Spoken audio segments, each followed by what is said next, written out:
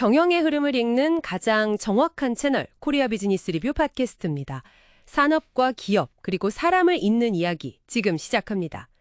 오늘 코리아 비즈니스 리뷰에서는요.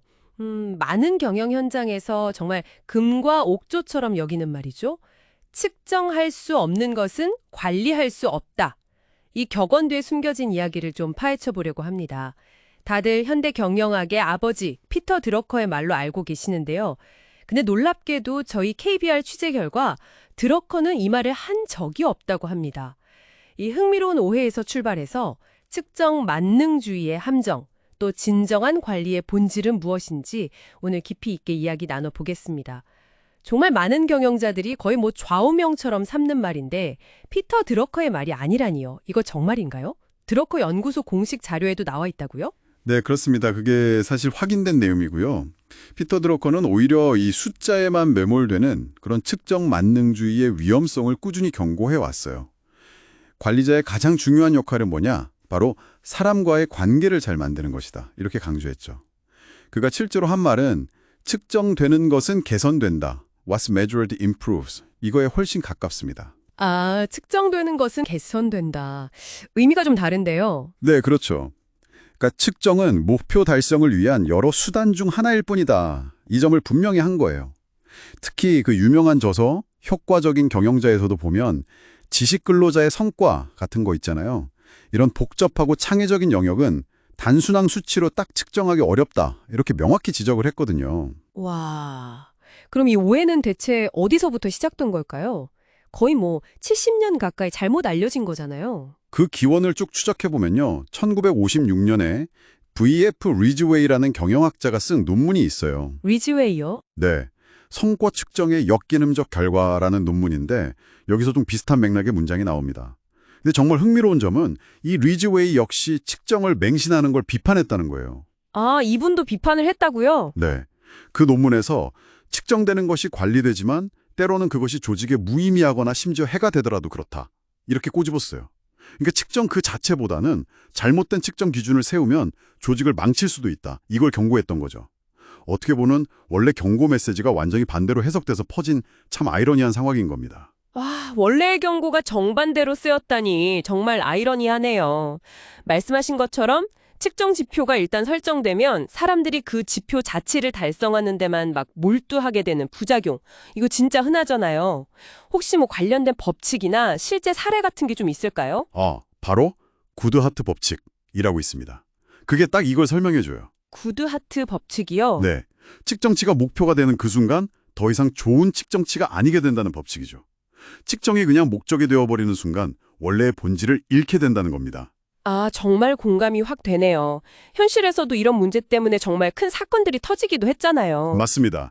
대표적인 게 2016년 미국 웰스파고 은행의 대규모 유령 계좌 스캔들이죠. 아, 맞아요. 그거 정말. 네. 비현실적인 판매 목표, 그러니까 KPI 달성 압박 때문에 직원들이 고객 동의도 없이 수백만 개의 가짜 계좌를 만들었던 끔찍한 사건이었죠. 또 영국 식민지 시절 인도에서 있었던 코브라 효과 이야기도 유명하고요. 코브라 효과요? 그건 뭔가요? 코브라 개체수를 줄이려고 보상금을 걸었더니 사람들이 오히려 돈 벌려고 코브라를 몰래 키워서 개체수가 더 늘어났다는 그런 이야기입니다. 허허, 참 그런 일이 있었군요. 네, 이게 최근 조사 봐도 심각해요. 2024년 맥킨지 보고서를 보면 조사 대상 기업의 무려 73%가 과도하거나 잘못된 KPI 설정 때문에 부작용을 경험했다고 하니까요. 결코 가볍게 볼 문제가 아니죠. 그렇다면 측정을 아예 하지 말라는 뜻은 아닐 텐데요. 어떻게 좀 균형을 잡아야 할까요? 이 측정의 함정에 빠지지 않으면서도 성과를 관리할 방법 없을까요? 네, 핵심은 역시 균형입니다. 단순히 양적인 지표만 볼 게 아니라 질적인 측면을 반드시 함께 고려해야 한다는 거죠. 2025년에 나온 아사나 연구를 보면요.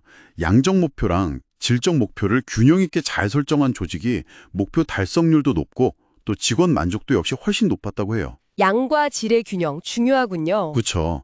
구글의 OKR 시스템도 좋은 참고 사례가 될 수 있습니다.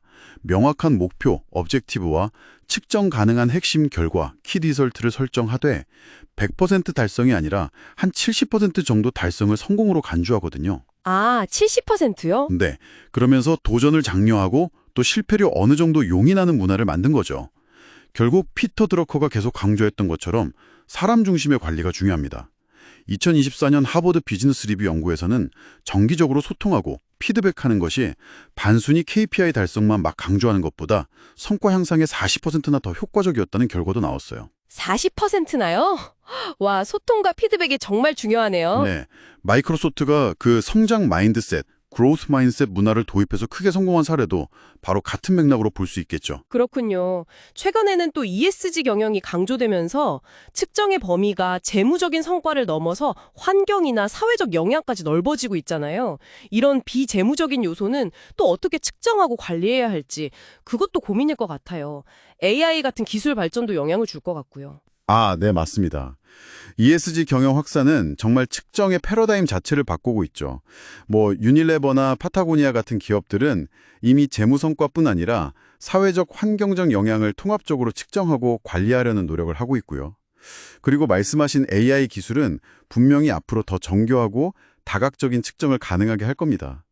예를 들어 아마존 같은 경우는 AI를 활용해서 물류 시스템 효율성을 극대화하면서도 동시에 직원들의 스트레스 수준이나 근무 환경 만족도 같은 이런 인간적인 요소까지 모니터링하는 시스템을 도입하고 있다고 하더라고요. 와, 효율성과 직원 만족도를 동시에 AI로요? 네. 그러니까 기술이 발전할수록 그 기술을 어떻게 사람을 위해서 잘 활용할 것인가, 이 고민이 더욱 중요해지는 거죠. 결국 측정은 만병통치약이 아니라 정말 잘 써야 하는 도구다. 이런 말씀이시군요. 정확합니다. 피터 드러커가 우리에게 던지는 진짜 메시지는 바로 그거예요. 측정의 유용성은 당연히 인정해야죠. 하지만 그 한계를 명확히 알고 지혜롭게 활용해야 한다는 겁니다. 측정은 성과 개선을 위한 여러 수단 중 하나이지 그 자체가 목표가 되어서는 안 된다는 것. 무엇을 측정할 것인가? 이것보다 훨씬 중요한 게 왜 측정하는가? 이 근본적인 질문과 목적의식이라는 겁니다. AI 시대가 오고 아무리 기술이 발전해도 변치 않는 진리가 있다면 바로 경영의 본질은 사람이라는 드러커의 통찰이 아닐까 싶습니다.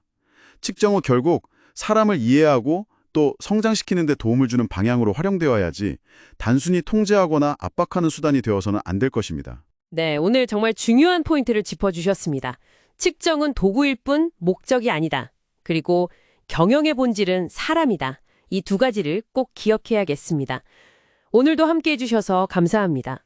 경영의 본질을 탐구하는 고품격 지식 채널 코리아 비즈니스 리뷰 팟캐스트였습니다. 구독과 알림 설정 그리고 좋아요 클릭으로 저희 KBR과 함께 더 멀리 또 깊이 가보시죠. 다음 에피소드에서 뵙겠습니다.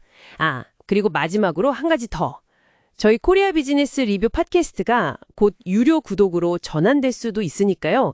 미리 구독을 꾹 눌러놓으신다면 앞으로도 계속 무료로 들으실 수 있겠죠? 그럼 다음 시간에도 깊이 있는 이야기로 찾아뵙겠습니다.